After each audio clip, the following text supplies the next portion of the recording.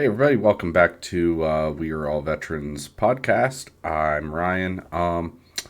This week I wanted to talk a little bit about something I think could help people. It's going to be a fun week. Here's the deal. A lot of us struggle with mental health and all this stuff that happens with, just trying to find your place in the world, especially after service. And I know a lot of veterans out there who are having issues with, reintegration or finding that like camaraderie. What really helped me was I like to ride motorcycles. I found a veterans motorcycle group. It's a really good organization. If you're at all interested, it's called the Combat Vets Motorcycle Association. This podcast is not affiliated with CVMA. I am strictly speaking. I'm not speaking as a member of CVMA. I'm not speaking on behalf of CVMA. It is a separate entity, but I'm just saying it has been a really good organization for me, and I can't say anything bad about the organization. It's a good time, and it's a good kind of bolster that camaraderie that a lot of veterans really kind of seek out, and kind of you miss it after you leave the service. I know when I left, I was like I was searching, man. I went through a law enforcement academy, put myself through it using my GI Bill, and there were some veterans there, but it just didn't feel. I didn't feel that like family vibe. So, yeah. And then on top of that, the other thing is, and this is going to sound incredibly nerdy. Yes, I'm a nerd. I'm a huge history buff, and I'm a big nerd. So two of the things I want to talk about today, one of them being history, and the other one being nerddom. Here's the deal. First things first, get the nerd stuff out of the way. I video game. I love video games. It's my like kind of keeps me on the level. It's my kind of escapist kind of form of entertainment, and I love gaming. I've been, into all sorts of stuff. I spend a lot of time on Call of Duty. I know a lot of guys, a lot of veterans, they're kind of like, ooh, no, first person shooters, not really my thing, and I understand that. I totally get that. But there's a huge community out there for Call of Duty. I also like the tactical FPSs that are a little more grounded in realism. Some of them include like Ready or Not, Ground Branch, and then ironically today I'm doing this. I'm still contemplating. I've seen some hit or miss, and I might want to give it a little bit of time. But Gray Zone Warfare just dropped today on early access on Steam. That one I'm excited for, just because I don't know if it's going to be a Tarkov killer. I played Tarkov a little bit. I didn't really like it. It's just, I think the learning curve's pretty steep. But I did sink a ton of hours when it came out. On Helldivers 2. That one took the world by storm. That one was crazy how overnight success hit. They had issues with servers. I've got another YouTube channel. Might link it. It's just like strictly gaming, but I've got a couple. I got a couple of irons in the fire. I've got my gaming YouTube channel. I've got a history YouTube channel. I've got this. There's a few irons in the fire. I don't know if I feel like kind of putting them all together. I'll probably link my my history YouTube channel, because that one's awesome. It's like kind of my side passion. It only has a couple of videos because I'm not the best at video editing. If this podcast, if you're watching the video version of this podcast, if this is anything, you'll know I'm not the best at editing. I'm kind of like feeling my way into it, and like finding my own way, like blind man, like, oh, where am I going here? I'm not the best at video editing. I have fun with it though. I've had some offers on my gaming channel from a couple of people saying like, do you want a professional editor? And I'm like, no, I don't have the funds. I couldn't fairly do that and expect somebody to help me edit and not compensate them for their time and effort. I can't do that. Even if they offered for free, I just feel bad about it. I'd be like, no, nah, bro, let's not do that. I would feel remiss if I wasn't able to adequately compensate you for your time and effort. So on that, like, it's the figuring out the editing stuff and all that. I mean, literally almost everything I use is free. I've got OBS for recording this. I've got what is it? OpenShot? Yeah, OpenShot for video editing. I use OBS for recording gameplay footage. I've got a headset. I've got all this stuff. I try and keep things as low cost as possible because I'm not making money off of this. And I mean, if I do, great. If I don't, no skin off my back. Like I'm just doing this for fun. And if I end up making money doing either, the podcast thing, which I'm not aiming to do, I kind of have I have a little reservation on the whole sponsor thing. Like I've been watching the Unsubscribed podcast because I'm a huge Fat Electrician fan. So shameless plug on that. I'm a huge Donut Operator fan, being former law enforcement myself. Love Donut Operator. He's great. Angry Cops. Love that. And I started watching the Unsubscribed podcast, and I really like it. Eli's he's kind of like an acquired taste. He's grown on me. I don't dislike him, but some of the ads that they throw in, and I understand it's to make money, it's to keep the podcast going. He's gotta earn his money and all that stuff. But hang on, let me adjust the volume there. But like, man, it really kind of gets under my skin when I'm watching a podcast, and all of a sudden it's like cut, and they go to some ad, and it's like, this podcast today, we're doing good things, and just a quick word brought to you by Raid Shadow Legends, and it's like, God, I get it. You're trying to make money, and you've got these sponsors. You've got to do. Man, it just comes off, and it's not like me like undercutting them.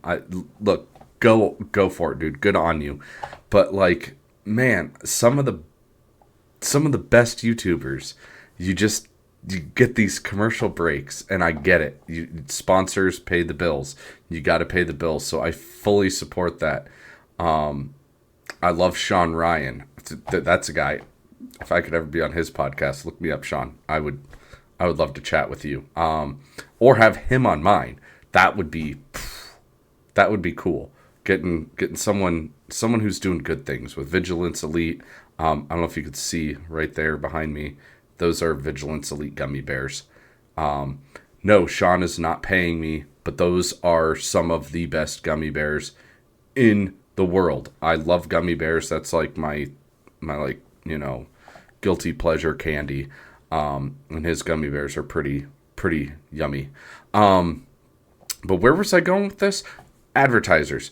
I personally, I don't know. I'm not going to say I will never do that, because that would be a lie if I said I would never do that, because I guarantee you right now, if someone came to me and said, we want to advertise on your show and we'll pay you X amount, we'll have the contract and all that, I don't know, man. Like, I wouldn't say no to that, because like anybody, struggling vet, going back to college right now, trying to find my way in the world. I left the law enforcement world literally, and here, I'll get into it. Why not? 2019, I changed jobs. I went from working in one county as a deputy sheriff, had a very, very cush life working the courthouse. I was a court security deputy.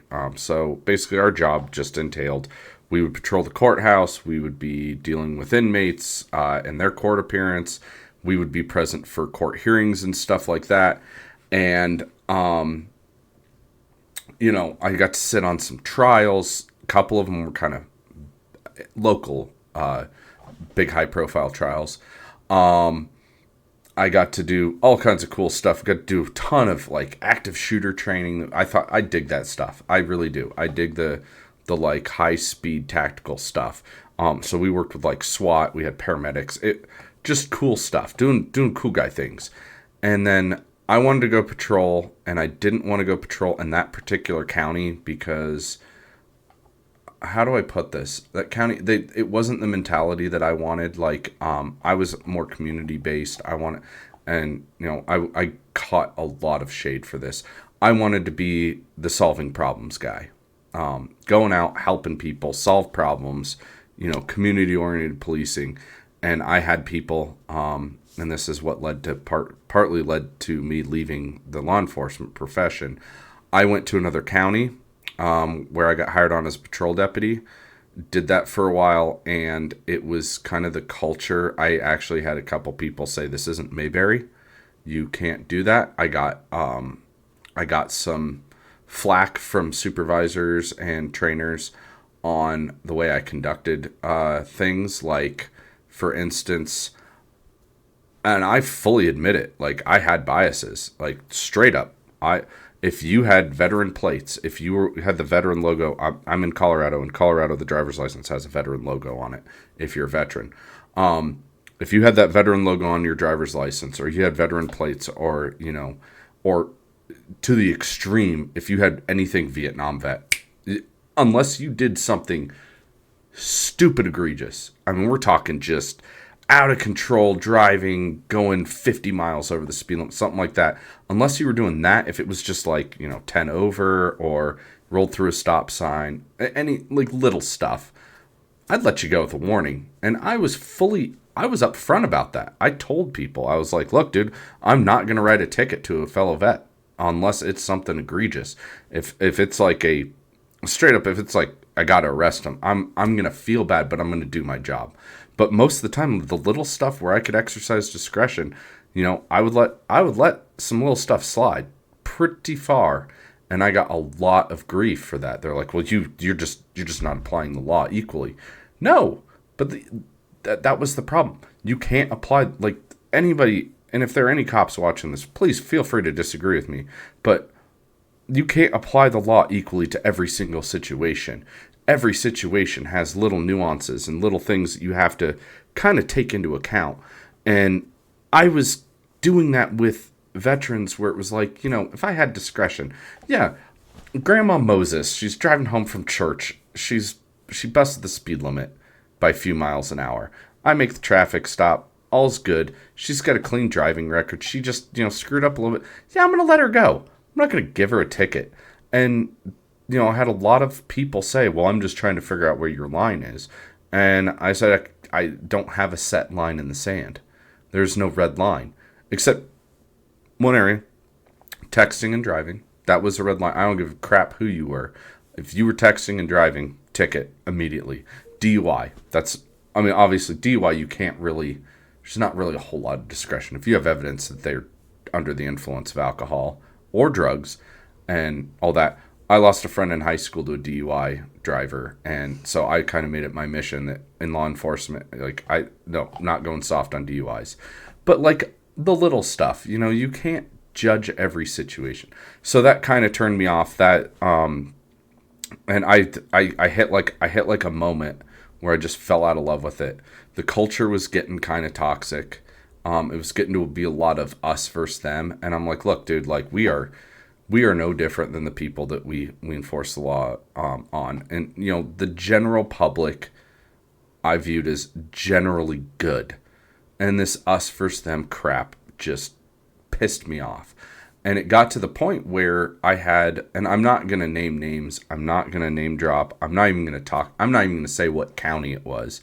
But I had people in that county say, and it was friendly advice. It was trying to get me, trained up and trying to get me kind of on level with everybody else. But they were like, dude, you got to be in the warrior mindset. You've got to come into every call like things are going to pop off, every traffic stop, every call, every patrol. You've got to expect, any moment. You got to be ready. Any moment things could pop off. Guy could pop out with an AK and just start blasting. And I'm like, bro, I spent 2 very long, hard years trying to shed that mentality when I got back from Afghanistan. I mean, I had nightmares. I had, and anybody who's been deployed knows, 24/7, you are at the ready. Things could happen very, very fast. It was a very kinetic environment. And I took 2 years to get, I mean, I didn't even go into the academy until 3 years after I got out of the military. And it took me some time to get out of that mentality. And I was like, dude, look, I spent a lot of time, effort, and energy getting out of this mentality. And then you're wanting me to jump back in it in my own backyard at home where it shouldn't feel like a war zone. And I was like, no, bro, dude, like, no, we're not playing this game. I'm not doing this. I'm not treating my home like a war zone. I'm not going to go police like I'm, some infantryman walking the streets of Baghdad. Like, this isn't what America's about. So that kind of pushed me, and I fell out of love with it. And then here it is once more, toxic leadership. My direct supervisor was awesome. My sergeants were cool. It was above them that was toxic. And if you've listened to my previous episode 2, I talked about that. Toxic leadership is cancer. It is straight, pardon my French, it is straight fucking cancer. And I just know I don't play that game. And I will, I put my family in a bad position. I feel bad about it. It still haunts me to this day. But I straight up one day just said, I'm out, dude. I can't do this anymore. And that was in 2019. And then we all know what happened in 2020. It was like the 2-punch, man, from both sides. You had COVID, and then you had the George Floyd stuff.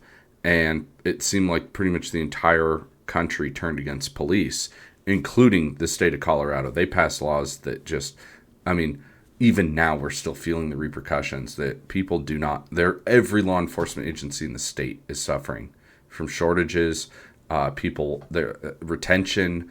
Getting new cops is incredibly hard because nobody wants to do the job, especially when, and if you don't follow this, Colorado got rid of qualified immunity, which it's two sides, but really, like, they got rid of a lot of the legal protections that police have, so it makes it easier to sue cops personally. And no cop is going to want to do the job if they're at threat of a lawsuit and losing their entire livelihood, their home, their car, everything they own. And nobody's going to want to do the job. So the cops that are already working are doing just the bare minimum. Calls for service, emergency response. And that's it. Proactivity through the floor, man. Getting new people, retaining people has been tough.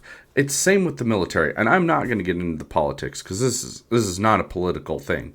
But, man, the retention in the military right now is really tough. Recruitment is really tough. And I won't go into the reasons why, but there are reasons that this is happening. And I'm just hoping the pendulum swings back the other way a little bit. Not to an extreme, but just a little bit.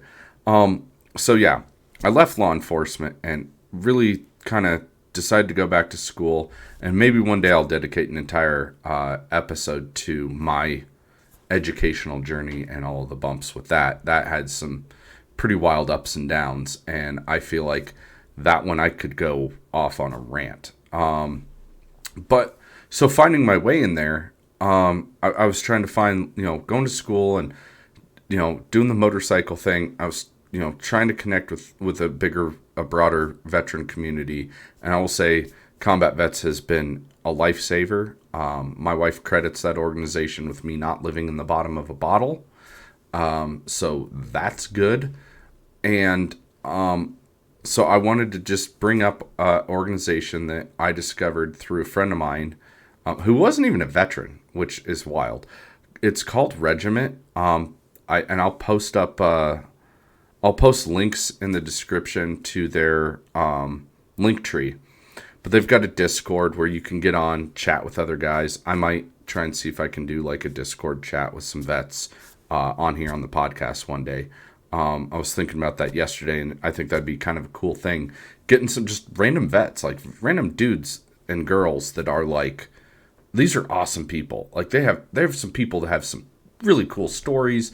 I played a couple months ago. I played a lot of Helldivers with a guy who was he was an armorer for an A-10. So he loaded the weapon systems for the A-10s in the Air Force. Cool dude. Got some really cool stories, like talking about putting these huge bullets into an A-10. I mean, the GAU-8, it's a freaking huge 30 millimeter gun, and this dude's loading it, and he's like, "Yeah, dude, it was cool." So I'll post that. Regiment, really good. Some of you might have seen it. The VA did a thing with them a couple months ago where they were giving away a computer, and Regiment saw a huge increase in membership and interest because of that. Because they had to go to their Discord and all that, and their Twitter and a whole bunch of other places to get entries to win a computer. So they partnered with the VA. They do. I mean, in terms of the esports world, what Regiment does is they kind of label themselves America's largest military gaming community, which is awesome. I think they do good things. They really help mental health, and they don't just focus strictly on gaming. There's a whole bunch of areas in their Discord. They've got regional groups. They've got broke down by all the different games, the different styles of games. Like I play DCS from time to time, which is a military combat flight simulator. There's guys for that. There's guys for car racing, guys for sports games. There's groups for pretty much any game out there. They have, if it's an online or a multiplayer game, even if it's not, they have a couple that aren't. They have a community for that. So that's the cool part. They do a lot of stuff, man. It's going into it. I could spend 30 minutes just talking about just what Regiment does, all the things they've got their hands in. But I won't. Just check them out. I will put the link in the description on here for Regiment. They're fantastic. They're a phenomenal organization. Gosh, running out of time, so I don't think I'm going to get into like my little history thing I wanted to talk about. But really, I mean, yeah, it's a lot of good things going on. Would love to connect with more veterans. I would love feedback from all of you. What are you into? What do you want to see on the podcast? And talking about on the last episode, talking about Save One Hero. Those guys do a pretty cool podcast. You should check them out. It's Chief and Tatanka, or Tatanka and Chief. I can't remember. Forgive me, guys. Dude, Matt and JT, I apologize. Like, that's on me. Yeah, Chief and Tatanka, two really good guys. Their podcast, they kind of go into a lot of stuff. They talk about a lot of stuff. It's really cool. And yeah, shameless plug on their podcast, shameless plug on Unsubscribed podcast. Not that they need it. Those guys get millions of views, but they're highly, highly, highly entertaining. But really, I mean, just, what veteran communities do you link with, if at all? I know that there's some veterans who are like, I don't wear the hat, I don't wear the shirt, I don't do this, I don't do that, I don't touch veteran stuff, and it's like, cool. I mean, if that's you, I can dig it, man. But it's like, guys, like, if you need it, reach out, get help from your fellow veterans. We got to stick together. There's a huge community of us. And look, man, like, even if the only veteran thing you ever do is getting the free meal on Veterans Day, good on you. But if you need the help, it's out there. Like I said, Regiment, they do stuff that helps with comp and pen claims. If you are dealing with the VA, they've got people that help. There's a freaking attorney on there that deals with that stuff, and he helps veterans for free with a lot of the navigation with the VA and all that. So definitely check it out. It's cool to have a community like that. I love the community. I'm I love the veteran community overall. Like I said in the introduction podcast, you can go back and check it out. Episode 1, I don't like the toxicity, the gatekeeping, the people who say, if you weren't this or that, if you didn't do this, you didn't do that. And I straight up, I'll say it. There are veterans out there, big, high profile, very well known, popular veterans that do gatekeep. And it just infuriates me. It's like, dude, why? Why do you gatekeep? Why do you like claim that, like, oh, if you weren't an 11 Bravo, or you weren't special operations, or you weren't this, or you weren't that, you didn't get this award, you didn't deploy, you didn't do this, you didn't do that. Who cares? Dude, like, nobody gives a shit. Honestly, like, nobody cares. If you were Air Force, Navy, Space Force, Army, Marines, any of that, you were a veteran. Period. That's all they care. That's all I care about. All you should care about. All we should care about as an overall community. Because I mean, everybody served their country that swore an oath and signed in the dotted line and gave up years of their life in service to this country. It's like, just back off. Just please. So, yeah, getting on my soapbox here. I got it. But yeah. So check out Regiment. Check out some of the resources. I mean, and that was the other thing I meant to touch on last week.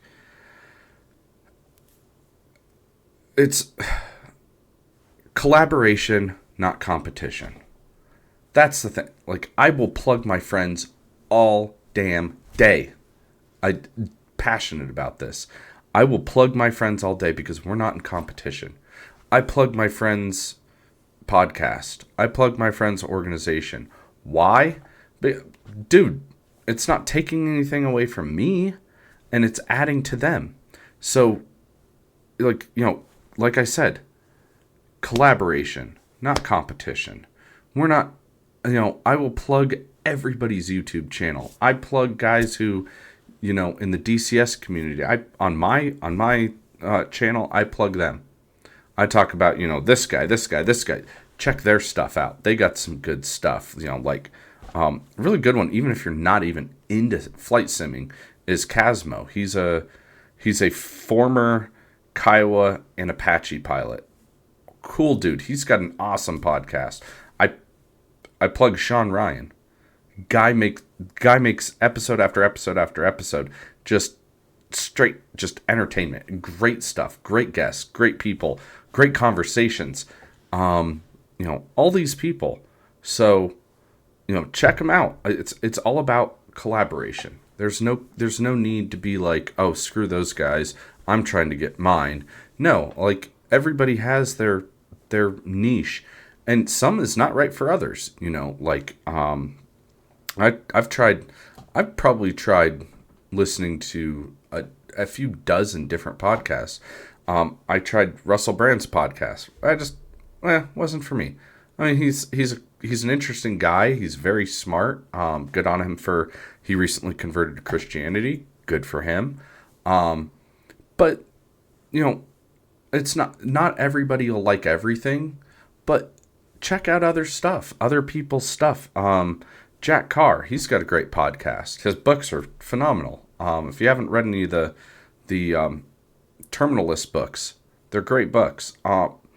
Yeah, I listen to a lot of them. Like Jocko, I love his message. I love his stuff, but he's a little intense for me. A little too much on the rah thing. The kind of like fitness workout stuff. I'm not a gym rat. I'm a little out of shape. I should be a gym rat. But yeah, I mean, all these people. So, like I said, collaboration and all that over competition. It only helps strengthen the healthiness of our community. So, I'm trying to keep these at like 30 minutes. I apologize. This one might go a little over, but hey, thanks for checking it out. Those of you who are subscribed, those of you who who follow me, people who jump on this when they can. I appreciate it. I read every comment. I reply to every email. I am completely open to new ideas and new avenues and whatnot. So yeah, I'll wrap it up with that. But like I said, the link will be in the description. Check out Regiment. They're a great gaming community if you're into gaming. And one other thing, Nuggets won last night, so go Nuggets. Gotta go with that. Go Avalanche, because I'm Colorado dyed in the wool. Colorado sports fan, so I'm really hopeful that this is both our year for the Avalanche and the Nuggets to get another championship. I'd love to see the Stanley Cup back in Denver. I'd love to see the NBA championship second year in a row. That'd be great. Anyway, thanks for checking it out. Love all you. And I'll catch you guys on the next one. Have a great day.